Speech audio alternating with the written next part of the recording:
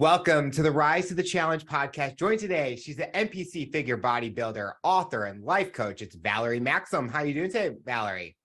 Hi, I'm doing great. Thank you. We're so excited to have you on the show to talk about your rise to the challenge. What we like to do with all our guests is go right to the beginning. Talk about where you're from and what you like doing growing up. Where am I from? Well, I was born in Michigan, but when I was 6 years old, we moved to Texas. So I feel like I've been in Texas forever. That's all I really, know. And what did I like doing growing up? I was a gymnast. How did you get involved with gymnastics? It was something, I don't know. I used to do when I was little, just do cartwheels around the house. And I remember just always asking to do gymnastics as a very young girl. And I want to say I started about 11 or 12 years old. My parents finally put me in it. Was there like a certain event when you got to try it out that was like your favorite, the fun event you did? Oh gosh, you're saying the event. I like the bars and I love the tumbling, but I loved the whole thing of it. I don't know. It was just something, sometimes kids have to try different sports to find what they like. I tried that and I was in love. Were you one of those kids that wanted to do like the flips and all that? You mentioned doing cartwheels, but did you always want to try to do what the pros were doing? Yes, yes, I did start late. So I did know like the things they were doing were like, okay, probably not going to do that. And I was also taller. Gymnasts are very tiny and short, and I was never the tiny short one. So I did know going into it that I did start late in life and that wasn't going to be my outcome, but I was okay. I still did plenty of things. What was the biggest thing gymnastics taught you about yourself? Did you learn something new that you had in you?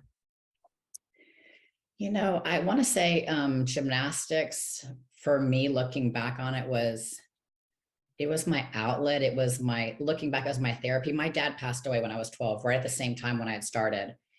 And looking back, I'm like, that was what I believe that's kind of what helped me through some of those times, because that was my happy place, and definitely taught me discipline, because we would do things like I remember these challenges, our coach would be, okay, we're doing 100 push-ups in a row. Anybody stops, we start over, like military, right? You're like, are you kidding me? They weren't kidding. So, I did learn, discipline. You can't give up. You got to keep going. We don't quit. If you have to slow down and just hold your body weight up, you hold and you keep going. So yeah, it did teach me those things. With where you are today, with health and fitness being such a huge part of your life, did you kind of have that passion for that at a young age when you were doing gymnastics, or growing up? Did you fall in love with fitness and health and all that? I think growing up, I just kind of fell in love with it. And I also think for me, I need health and I need working out. And it's not even about the looks. It's about the mental for me. It's just about, like I said, it's kind of an outlet. It's where my stress goes. And so I need to be in the gym and working out and doing those things.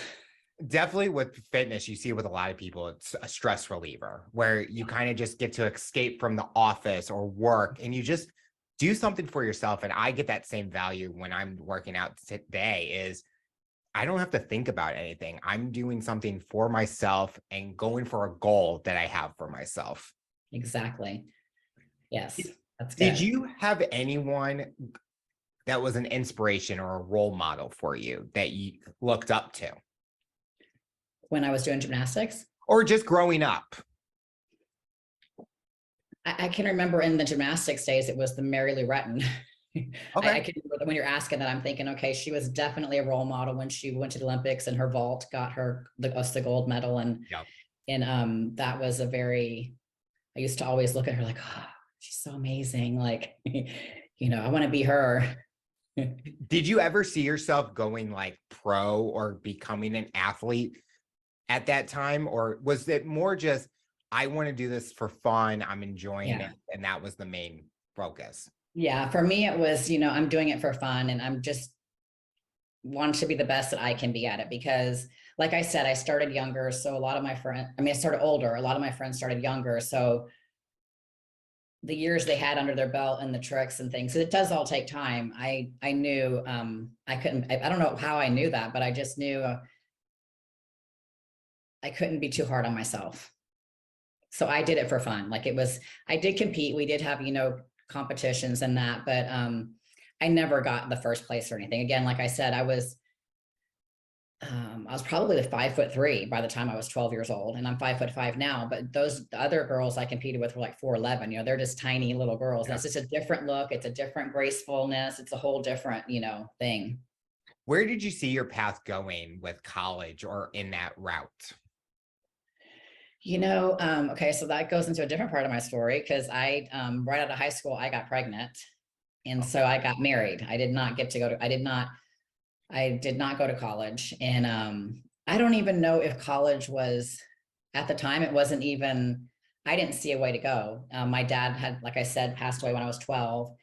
And we didn't have the financial means to send me to college. So I never really talked about it, or of course I wanted to go, like, oh, the whole college experience, it's going to be fun. But it wasn't anything that was like, okay, this is what you're doing. These are the plans. What college do you want to go to? Take your SATs, you're all these, where are we going? I never had that. That didn't happen. When you got pregnant at 18, was that an exciting moment, or was it more, oh no, what am I going to do next? It was, oh no, how did this happen? I don't know. And I just knew, I'm like, okay, things are just going to change. And I, at that time, the way I looked at it, because I was raised by, just everybody in my family just had a Christian faith, and they're all married and nobody's divorced. And you just have the whole, like, this is what you do. So I didn't know any different. I'm like, okay, I guess we're getting married, and that was not something that should have happened, because we were not right for each other, but we got married. Did you have a support system? Like, was your family supportive with the decisions you made? No, They weren't. I did not have a support system. Like like when my dad passed away at 12, it was just really, it was hard on all of us. It was hard on my mom, because they had been together 16 and 18, years old. And then my mom had never worked. And so when my dad passed away, she had to go to work. And it was like, I don't know. I was upset. I was angry that my dad passed away. Let's just say that, because I was with him the night it happened, and I witnessed it. And then we never spoke about it the next day. It was like it didn't happen, and life just went on. And so I had a lot of resentment there. And then I didn't talk to my mom really very much at all. So I didn't have that. And so that was really pivotal years. You're 13 years old, a girl's getting her self-confidence. So that's really in my story and my journey, is where things really went south for me, because I didn't know, but like I was in 6th grade and I'm walking through the halls in school, and all of a sudden I feel like I'm dying. Like my heart's palpitating. I feel like I'm out of my body. I'm like trying to touch myself. Am I here? Like, I don't know. And I didn't know until years later that was a panic attack. I was having those, but I thought something was wrong with me, and I never told anybody, because I was scared. Like, I'm weird. Like, what's wrong with me? I'm not going to tell anybody this. So I got real quiet. And so my dad passes away, all that happens, and then we don't talk about it. Panic attacks happen. And then I withdraw. I just stay to myself, because I don't want friends to think I'm a freak or I'm weird. So I just kind of stay to myself. And so then you get this stigma of, oh, she's just shy, and then I never got asked to any dances all the way through all the way through graduating. Never was involved with anything in the school. So that moment when he passed, and just the way that we didn't like heal from it or have any, that's where in my story, that's really where things start, because everything's changed who I was in that moment. Not for the better, but I went down kind of a rabbit trail. And so when that happens and you're not authentically you, then you don't attract the right people. You don't attract the right things, So of course I meet this boy down the street from us, and my mom's like, don't talk to him. That family is really bad. Okay, well, he asked me out. So I went out with him, and then, oh, I'm pregnant, So it wasn't, I just wasn't in a good place in my life at that time. And then from there, it just was like, okay. So I see the importance of healing from when things happen. Like they say, what do they say? They say time heals all things. And I always disagree with that. I disagree with that for my personal reasons, because my dad passed away when I was 12, and I did not address his death until I was 50 years old. Wow. And I'm 51. So I went 38 years, and I created patterns in my life. I attracted the wrong people. I attracted the wrong opportunities, friendships, relationships, because I didn't even know who I was. I mean, my start in life was, like I talked about it. And then I just go down this hill of the panic attacks, withdrawing, not hanging out with people, not knowing who I am, not talking, losing my voice, being quiet. And then all of a sudden, oh, a boy likes me right after I graduated high school. Oh, and my mom's saying, don't talk to him. But I'm like, oh, a boy likes me. So I was just like, oh, okay, somebody likes me. And when you don't know who you are, and you don't have a support system, and you don't have any type of self-confidence put within you, it's tough at those years. When you were with that boy that you met down the street, got pregnant, got married, to him, was that kind of being rebellious in a way, where kind of your mom telling you not to do it, but you wanted to do it because you thought that, oh, this is right. I'm trying to find the new me. I'm learning from what I'm going through and things like that? I think that's part of it. I think I was just so beat down at that point in my life that it was like, oh, okay, well, how harmful can this be? This guy wants to, be with me, but he had already been in and out of jail multiple times, and he was not good. And I wish I would have listened, but again, my mom, so it's different generations. Yeah. So my mom at that time, just how she was raised, you were just, no was no, and it was no, period. There's no explanation. It's just the answer is no. So don't talk to him, period. And I would ask why, because I said so. Okay. So, I don't know, maybe if she would have sat down and told me, hey, this is why, because she had known about the family, then maybe I would have listened. I don't know. It's hard to say. Even you said generations are so different, even what the generations now are doing, you would never see that years ago or decades ago. Never. Because it's just the evolution of time. How long did you end up being with him until you were like, I need to get out of this situation and break free? 10 years. I had 3 babies, so 3 children with him in 3.5 years time. Wow. And so, when I was in that marriage, I didn't have friends. I didn't have a car. I didn't have a job. I stayed at home. When they say barefoot and pregnant, that's about what it was. And he just still did his things. He went out, he partied, he, did his lifestyle. And I only left. I only left because one night he took me out. He never would take me out, but one night he took me out, and I didn't know he was using drugs, and he took me to his place of business to kill me.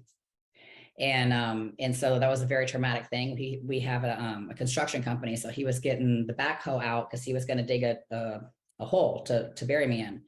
He was telling me everything he was going to do to me graphically.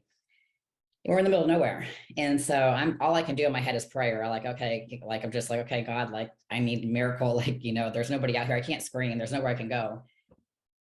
And so when he went to get on the I don't know what you call it, the backhoe thing that you get on, he realized he didn't have his keys. He's like, oh, they're in the car. Let's go back to the car to get them. And when he went back to the car was locked. So he had to call somebody to break in the car to let us in. And so luckily that got us out of there. Wow. And back home. And that week I left. I was out. I was gone. With having 3 kids, what has being a mother taught you about yourself? What's been an enjoyment of being a mother? I loved everything about being a mother. I look back on that because people would ask me. I was never that mom that complained. I did everything for my kids. I took them to the park. I took them. At that time, I could take 3 kids to the mall, and I would let them ride on the merry-go-round, and they'd have lunch, and I just always did all their stuff. I was at all their school things. I loved everything about being a mom, everything about it. Just even to this day, my kids are like, Mom, when I gotta love them. I'm like, okay, I know y'all are adults. No, I'm not a hovering mom by any means. I let my kids be very individual and be who they are. I'm all about authentic to be you. So I'm not like that, but I love my kids big. With leaving that relationship, did you feel kind of weight lifted off your shoulders where you can now still be in the lives of your kids and be the mother that you always wanted to be for them? I did, but I was really scared because where am I going to go? Because I've never worked and I don't have a car. I don't have anything. And so I started talking to a guy long distance that I had met at a friend's house at a Bible study by my house. And we started talking long distance. He lived in another state. And I literally within 6 months was married to him. So there was no healing time. There was no anything. It was like boom, boom. And that was tough because then now I made my mess a little bit bigger because I didn't heal. My kids didn't heal. And then he didn't like my kids. And then my kids didn't like him. So now I'm in another relationship that's not good. How long did that relationship last? Well, I got pregnant like 6 months into that relationship. And that one lasted about, I'm going to say it was 11 years, 10 or 11 years. So kind of similar to the amount of how long the last one and this one, it's the same thing. When did you know that you needed to leave that relationship after 11 years? I was having a panic attack every day. Like, and I'm not saying like a little panic attack. I'm saying I couldn't even drive 2 miles to the grocery store without having to pull over and like literally shaking like I'm having a seizure. Wow. Because the emotions and just, it was a different, for me, that was a different relationship. Like, you know, he worked and he came home and he took care of the family, but it was just a different, was more emotional in the, it was just a lot. It was a lot to take in. Like I couldn't do anything right. You know, it was just a lot of, we weren't the right fit. And I got married really quick and I shouldn't have, but then that goes back, like I said, to starting out when I'm 12 or 13. And then that happens. And then I don't know who I am. I get quiet. I lose my voice. I become labeled as all these things I'm not. And then I just attracts the wrong people. And then I get married and then I'm more broken in that relationship. And then 6 months later, I mean, like literally the day I left him, I was talking to the other guy. So within 6 months we were married. And then I wake up at 45 years old and I'm like, who am I? Like, I don't even know who I am. I have literally, my entire life has been survival mode. How do I get through the day? Your kids are much older at this second relationship near the end of it. Were your kids noticing things happening with you, or could they kind of feel what was going on and kind of were they able to be vocal with you? Absolutely. Absolutely. So two of them were already out of the house and then I had 2 at home and absolutely. Yeah. And again, it was like, we just weren't,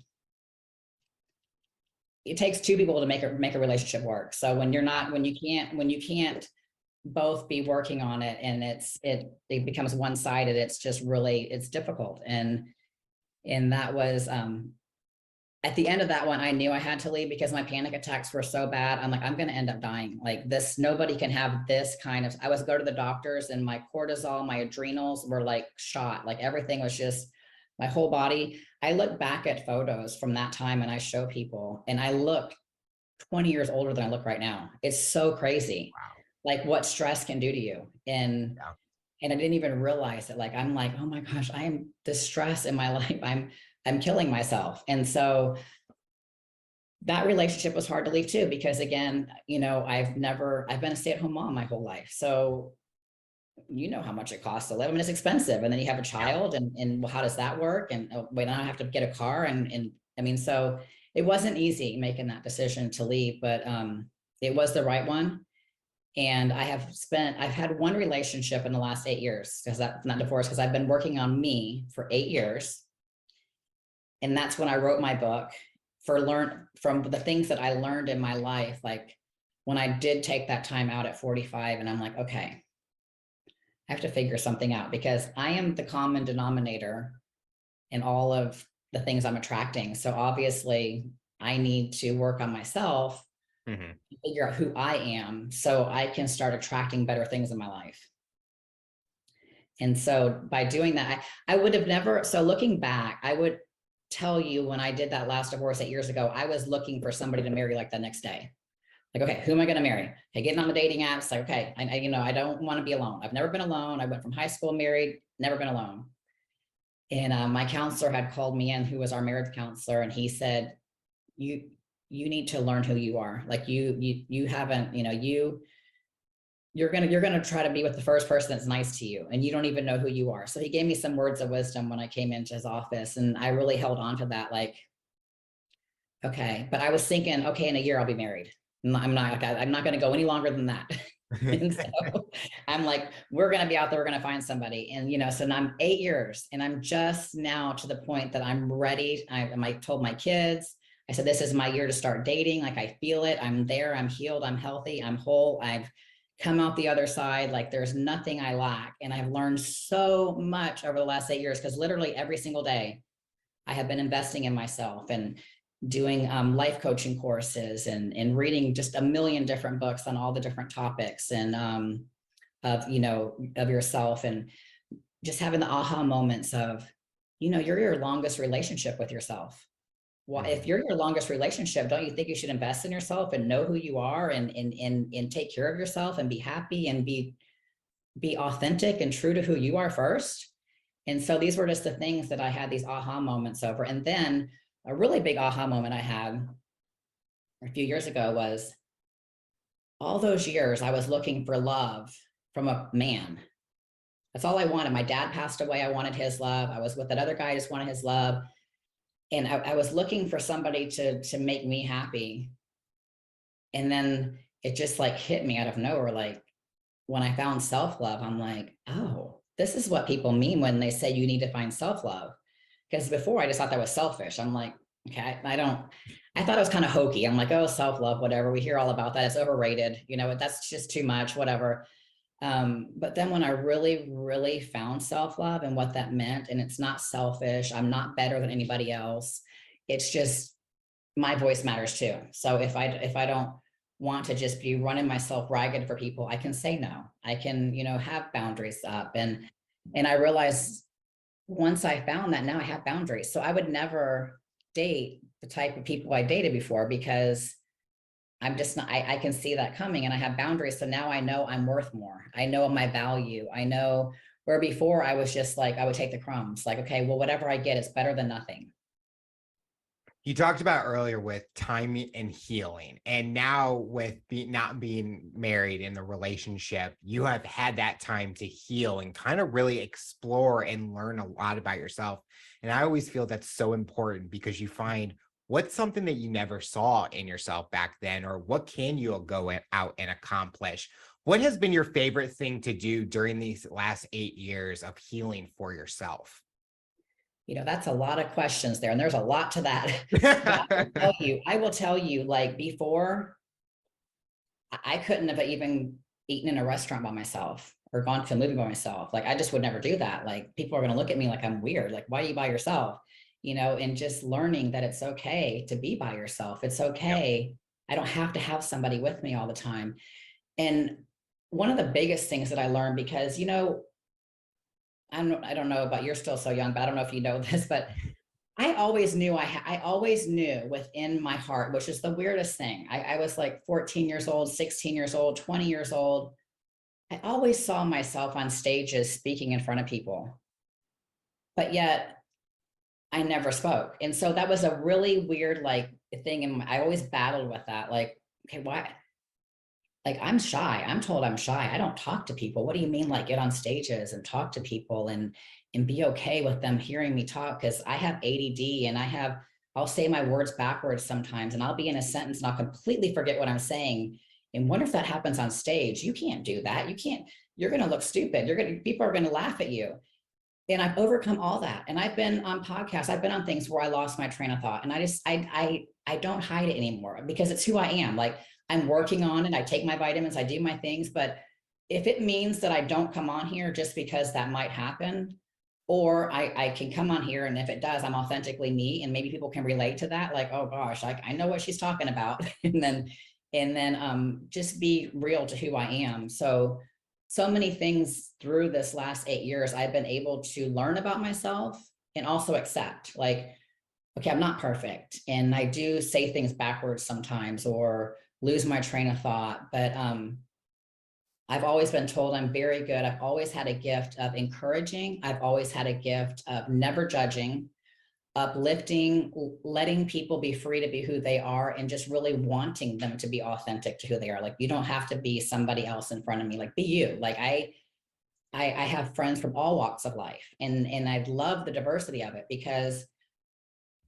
we're all different. And, you know, for me, when I find someone who's authentic, I'm always drawn to that, whoever they are. I'm like, wow, like, I don't know. I'm always drawn to that. So for myself, what I have learned over these last 8 years, and really more so this last year, is no matter who I'm around, even when I've gone on dates here and there, I am authentically me from the day you meet me, because I am going to show up as me. And that way, if you don't like it, then you can already know, because I'm not gonna cave. I mean, it doesn't mean that I'm not trying to grow and be a better person, because I'm always growing and learning. I'm never like gonna ever say I'm perfect and I've arrived. But at the end of the day, just who I truly am as a person, I'm just gonna be free to be that. I love that you mentioned authenticity, because that's what I live by. Because when I meet someone, I want to know the real them. Don't put on some fake persona that I can probably tell it's a lie right off the second, because you're not going to act like that all the time. And Mhm. I have learned that people are going to like you for who you are. And if they don't like you because you are being your real self, that's okay. You don't Right. have to be. I think when you're growing up, people are like, you have to be friends with everyone. And then as Right. you get older, you know that's not going to happen. So Right. being authentic is so real nowadays, especially Right. with social media, where you can tell with the photos and stuff, people aren't being them real on those sites and stuff. Right. Right. And it's when you are really true to yourself and you are authentic to yourself, I have found I have a whole different world of friends. Like, it's night and day. It's Yeah. not even the same. And so I do really believe we attract who we are, because, you know, they always like birds of a feather flock together. You know, they have those silly sayings, right? But it is true. Like, you have a sense of like you want to be with like-minded people. When you wrote your book, was it very impactful for you to write it and let the world kind of learn more? You know, it was, I will say, looking back, I'm writing another book right now, but I will say, in writing my first book, I wrote it 3 different times. And I self-published it. I edited it myself. I did everything myself on the books. In school, I passed reading and writing with a D minus. So that's another thing to say. I should have never written a book, because in school I couldn't even barely pass reading or writing or grammar or any of that. Like, and so it's a big accomplishment for me that I actually did the book Yeah. and wrote it. But the first time I wrote it through, I think I was writing it to heal, because I was writing it from maybe more like a victim mode, like, oh, he did this to me and this happened and this, you know, you're just so like writing all this stuff out. And I'm like, okay, I'm not going to put my dirty laundry out there for everybody Yeah. to hear. It's not a place for it right now. When I'm speaking place, if there's certain stories I need to tell, I'm fine, but not a place to just vomit on people, everything I've been through. And then then I was like, okay, I changed that. And then I went into writing it again, kind of with everybody was telling me I need to write it with more of the fitness flavor, fitness background. Mhm. And, you know, because I do my bodybuilding and that was my therapy. And so, but I didn't feel right about that, because my bodybuilding is not, I don't find my identity in that. Like, that is not like, that's my therapy. Every single competition I went through, I had such major breakthroughs in something in my life that I needed to break through. So I'm like, yeah, that's not, the first book doesn't need to be that. So then when I wrote it the last time, I finally rewrote it. I just wrote it in the place of like, okay, if you suffer with self-doubt, if you feel like you're just like surviving, you know, like you're not happy, you don't know who you are, you know, then I give you the steps that I took for myself to become who I am today. So I went back to kind of write down, and I had a vision when I was leaving my neighborhood one day, like, let's say that was like 3 years ago, 2.5 years ago. And it was basically, I had to record it. I've never had this happen before, and I've never had it happen again. So it was just like something I was just speaking out. So I got my phone, I pulled over, and I'm recording what I'm hearing. And it basically said, you know, it correlated my life as an airplane. Like, I have an airplane, And all my baggage from my past is in my airplane, you know, all my disappointments, everything that I don't have closure on, everything that was done wrong to me, you know, just all the stuff, my dad dying and me angry about that. And just all of that's so heavy, you know, and so it just weighs you down, and you don't show up places your best self when you're weighed down. Mhm. Because you don't. You're going to sit in the back of a meeting or an event. You're really not going to talk.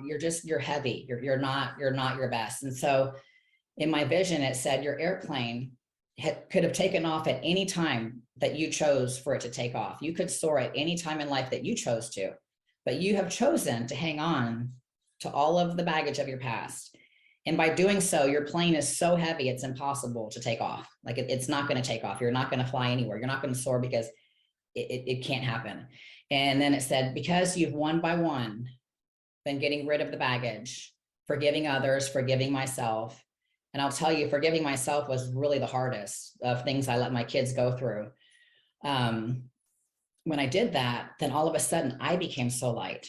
I felt so free. I didn't forgive other people for them. I forgave because I need to move forward in my life, and I need to forgive that and move on. It doesn't mean we're best friends. It doesn't mean I call you up and say, hey, I forgive you and now everything's good.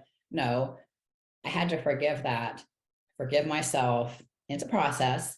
Mhm. And let that baggage go. And then it said, now your plane is so light that you're going to soar to places you never thought possible because you have gotten rid of all of it. So now you're just like ready to go and soar. And so talk about that in the first chapter, the importance of why we, you know, need to let go and forgive, because really you have to start there. And then from there, I went into, okay, now what? I don't know what to do next. So then I went into the self-love chapter, what I learned about self-love, what self-love is, what self-love is not, and how self-love helped me in the next steps of life. Because people are always like, well, I want self-confidence, you know. Well, all of that starts from self-love. I mean, you're not going to just be this self-confident person when you don't even have self-love. Self-love is the basis of knowing who you are. Like knowing who you are and being authentic to who you are. To me, that is self-love. That is like, okay, this is who I am, and I'm going to be the best version of myself every day. And I'm going to take care of myself. I'm getting too stressed out, I'm not going to go out tonight, or I'm not going to do this, or I'm going to get some extra sleep, or I'm going to, you know, I'm going to take care of myself because I'm important. It matters. And then I'll just tell you the next two chapters real quick. But then the next chapter I went into was, you know, we have these voices in our head, you know, oh, well, you're too old to do this now, or you don't have a college education, you can't do that. Like, you know, oh, you're not pretty enough for that, or there's just a million things, you know, you're not successful, you're not that organized, you're not even smart because you can't even, like, you have ADD, like, so you have all of these things that get stuck up here. And so when we try to go ahead and we try to go in life, a lot of times we'll self-sabotage ourselves because we have these limiting beliefs that we really don't think we're worth it. So we kind of make 3 steps forward and then we take 4 steps back, because it's like we kind of get scared, like, oh, wait, things are going good, but oh, something bad's going to happen. And sure enough, you know, because it's these limiting beliefs that we have to break. And we break those through positive affirmations and changing the subconscious, which takes time. So I talk about that. And then the next thing I talk about is I had walls above walls. Like, I mean, you were not going to get close to me. I don't care who you were. Like, I mean, I had walls around walls, above walls. Like, I was protected. And I look back on that and I'm like, yes, I was protected to not let these things in, but how much good did I keep out? Mm-hmm. Or what are all the opportunities I left out? What are all the friendships I passed up on because they couldn't get close to me? You know, I go to events and I sit in the back. I go to meetings and I sit in the back. I go to networking things and I sit back and I leave. And I wasn't my best self. I had walls up. I didn't want anybody to get close to me. I didn't want to be seen. I didn't want to be, I didn't want to be like noticed.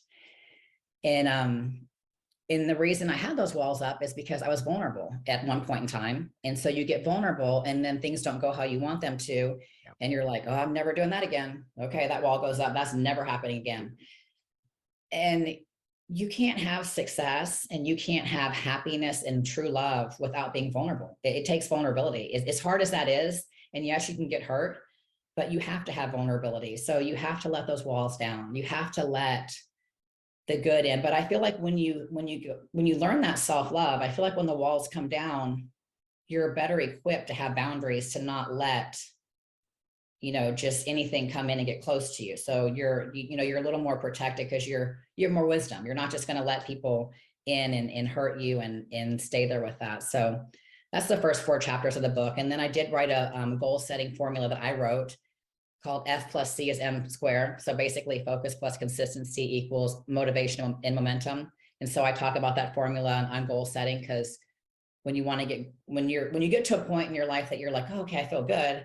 Now I want to set some goals. Well, how do I do that? And then my kids talked in my book. I let them share how I affected their life before in the environment where they were, had things they had to go through, into where I'm at today. And every single one of my kids has healed just by watching me heal. I never said a word to them, ever. And when I first started life coaching a couple of years ago, I asked my kids, and they're older, if I could start with them. And they said yes. So I really got a lot of insight with them, with the coaching with them. They opened up to me. They shared things with me that I would have never known. I was quiet. I didn't judge. I let them talk, no matter if I agreed with it or not, because you have to let somebody else share their heart and what they're feeling, even if you don't agree, because they're not going to heal if you want to change it and say, no, that's not how it happened. You can have a family of 5 people, and every single one of them can go through the same trauma. And I promise you, almost every single one of them will see it a different way and take different things from it. And then you sit down and talk, and you're like, well, that didn't happen like that. And then you get these arguments going, right? And then nobody heals because everybody's fighting over what really happened, and they're missing the point. It's like, when you want to heal, you have to get quiet and just let people share how it affected them, because then they've got to work through for them to heal. So I'm really happy my kids are all in a good place. And then I gave a 30 at the end, I gave a 30-day challenge. With your first book, what has been the reactions from people that have read it? Are they kind of finding similarities of their journey that they've been on compared to yours? The people I've talked to, and I love when someone reads my book for them to share with me and reach out to me, because I love hearing, their stories. But I will say every person I've talked to has come and shared something completely different that I didn't even talk about. So in my book, I'm just hoping to bring awareness to the topics, like the awareness to the topics of, if you're holding on to things from the past that are weighing you down, in that resonates with you, like what could, maybe that resonates, because after every chapter I have a place to write notes. So maybe they'll write some notes, how that resonated with them. And then when I talk on self-love, how that resonated with them, like and I can't even think off the top of my head right now, but like everyone would just tell me completely different stories of not even anything that I was writing about per se. So I love that, because, my journey is not going to be the next person's journey, but if I can give people like little things to think about, little nuggets, little golden nuggets, like, think about what you're doing to yourself when you put walls up, because we all talk about, I have friends all the time that are talking, oh, I have walls up, or not, but sometimes we don't even really understand what we're doing, that we're doing more harm, right? So if they read it, then maybe that'll resonate with them, and it might do nothing for them today, but who knows, 6 months, a year from now, they might be like, oh yeah, I have these walls up. And so I'm just hoping it's like planting seeds and just giving them topics to think about in their life, because in helping them to realize, I do talk a lot in my book about unleashing your inner superhero. And I just had some shirts made that I launched on Etsy, and in some coffee mugs and journals, but I had a logo made that I designed. And when I was saying that, I had this vision. So I wrote it out, and then I had somebody from the UK, this guy I reached out to that's really good with doing logos, to draw it for me. Cause I'm okay, this is what I'm seeing. I need you to think about this. And, I had a silhouette of a person, and out of their heart, I saw this superhero, just like a rocket with fire, just launching out. And then there's positive affirmations around it in circles, like, I am enough, I am valuable, but when it's launching out of the comfort zone. Because when we're authentic and true to ourselves, we have the confidence and the courage to get out of our comfort zone. Well, the only time that things that I've ever experienced that really make change in my life is out of the comfort zone. So, helping people to really understand and to think about that. And that's why I like to give a lot of visual things too. Like, just think you're this superhero, and you're like, you're launching, and you're this fire, and you're just being you. You're just being true to be you. And so my next book is actually on unleashing your inner superhero and all the different dynamics of what I mean by that. Kind of a fun question. Is there a superhero that you connect with that kind of have given you that power within you? Oh, always Wonder Woman. As a kid, we're going to turn around and I'm Wonder Woman, you know? Yeah, yeah. You talked about bodybuilding kind of has been a therapy for you. Mhm. When did you want to be competitive with it and kind of really dive down deep, really get into the grit of it? Okay, so right when I divorced, I got a life coach. I didn't know what that was. I met her at a friend's party, didn't even know her. So it's just an amazing thing how that even happened. But fast forward, during that time, she was asking what my hobbies were. I didn't even know what a hobby was. I'm like, explain to me what a hobby is, because clearly I don't have one. And so I began to try things. I ran the Houston Marathon, 26 miles, never stopped. Then that was a one and done. I'm like, okay, I don't like that. I'm not a runner. And then I tried tennis. And then a girlfriend of mine was talking about this bodybuilding competition she was going to do. And I had wanted to do one back when I said I was a gymnast. I had several of those girls on my wall because I just thought it was cool. They did fitness routines but that was just something that I just wasn't ever able to do as young person. And I kind of wrote it off because I'm like, okay, I'm 45 years old. I'm going to get on a stage in a bikini? No, like, no, that's not happening. Not happening. 4 kids later, stretch marks, everything else, not happening. And but long story short, I did sign up for it and I drove all the way to Dallas by myself. I basically, found an online coach because I didn't have a lot of money. So I had to piece everything together, borrowed someone's suit, did a posing class here and there on my own and videoed it to try to practice. Drive to Dallas by myself. I don't have a team there, anybody I don't, know there. So I get there and I'm thinking in my head, okay, this is all going to be great, right? This is going to be good. And my coach doesn't answer me that day. She's online. So I don't have any communication with her at all. She won't answer any of my texts, my phone calls, nothing. Like, okay, so that's not a good way to start. And then it's time to go on stage. And I didn't know what to expect, but I get on stage and I'm shaking so bad, like a leaf. I mean, I'm not even kidding. Like, you can totally see it. I turn the wrong way. I turn back the wrong way. There's 500 people watching me. They're probably all laughing at me. I'd be laughing. I don't know what I was doing. Like, I was so lost. And in my head, I was thinking, nobody knows who you are here. Just get off the stage and go to your hotel room and go home and never do this again. That's what went through my head. Like, just leave. Just don't, this is not for you. But I got off stage and I had to go. I had 2 more categories to do. So the ladies rushing you back around. I'm like, okay. So the second time was a little bit better, but not much. And so I'm like, well, okay, I guess I can do the last one because I've already been up here twice. Everybody clearly knows I don't know what I'm doing. And so, I'm watching the girls on stage, kind of seeing what they're doing this time to be like, okay, let's try. Each time I learned something different of what I did wrong. So the third time I go up there, I'm not shaking anymore, which was interesting. I wasn't shaking anymore. And I went out there, I just did my routine and I got off and it was good. And so went back to my room. I really didn't want to go to the awards that night because awards are at nighttime. But I'm like, oh, well, I should just go back down there because I did this. So I went back down there. And of course, first and second categories, I got last place. I mean, I already knew that because it was bad. I'm not kidding, it was bad. In the third category, I got first place. Oh, wow. And it was 45 and up was the category age group for that one. And the other 2 girls looked phenomenal. And so when I got first place, it taught me several things. Like, we want to give up when things aren't perfect the first time or the second time, Yeah. or we feel uncomfortable, or, oh, this is not for me because I just made a literally fool out of myself. Like, everybody's laughing at me and they don't even know that I already have no self-confidence. I'm here trying to do this. So, it doesn't help anything, right? When you're like, like, this is not helping me.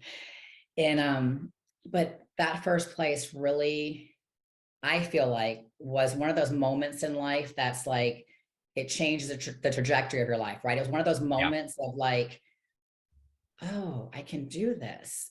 Oh, I can control what I eat and I can control my body. And this is something I can control.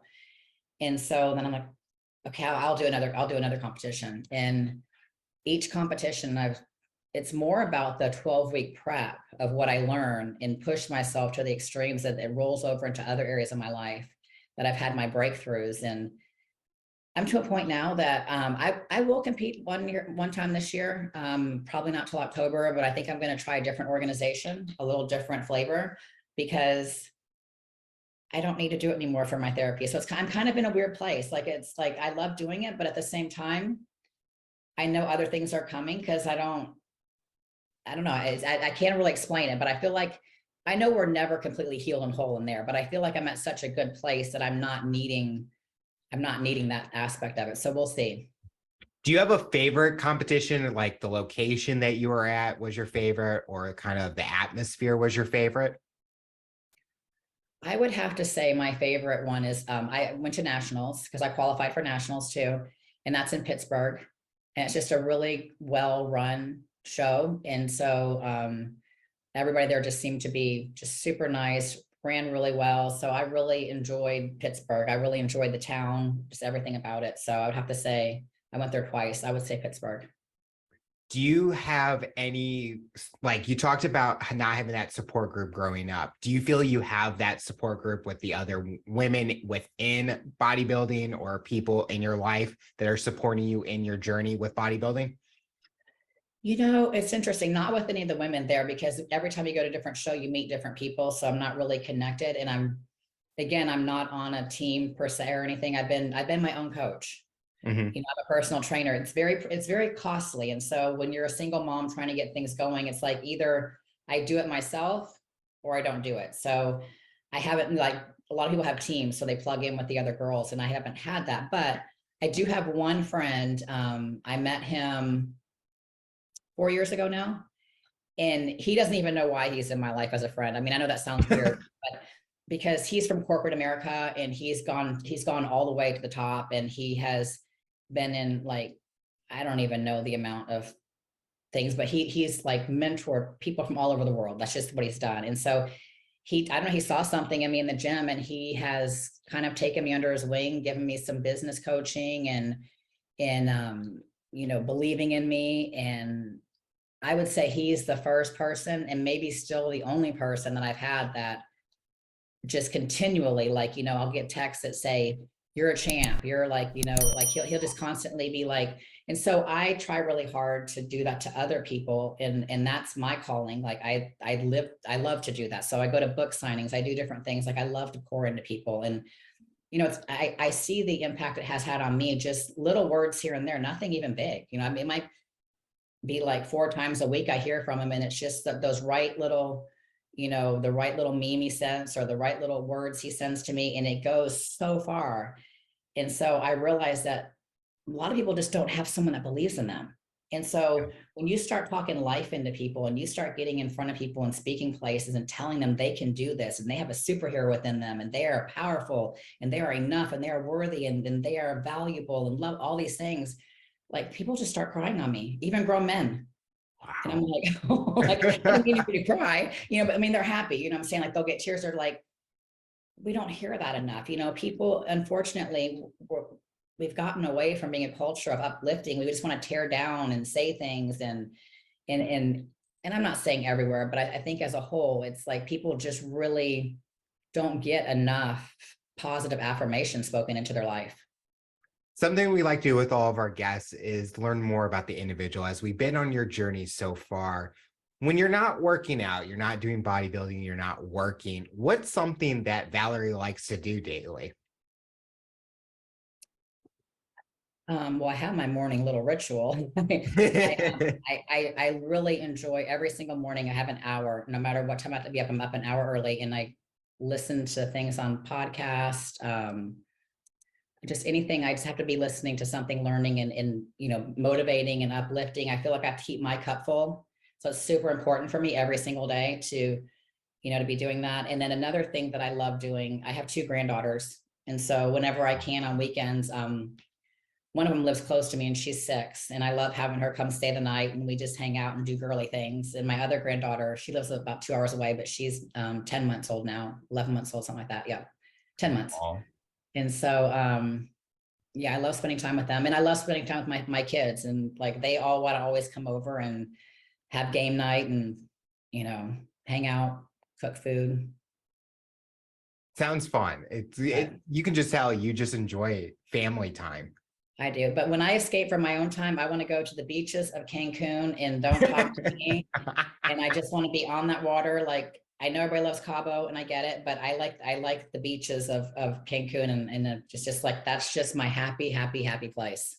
I always tell people that in my life, I'm like, I would just be on a beach every day, just relaxing. I kind of envision myself being in one of those huts on the water. Exactly. Just let me relax and look out. That's my happy place, is being on the Yeah. water. My vision board is Fiji one day, and staying in one of those huts on the water, and just being out there for like 2 weeks, and just that will happen one day. Yes. The final question I'll ask you, for someone that's listening to this interview based on your journey and experience, what tips or advice would you give them to overcome obstacles, accomplish their goals, and rise to the challenge? I would say, first of all, for any of those things to happen, you have to believe in yourself. And Yep. so I would just say, you know, have bigger faith in yourself and believe in yourself, and know that you can overcome, and know that you can, reach that obstacle.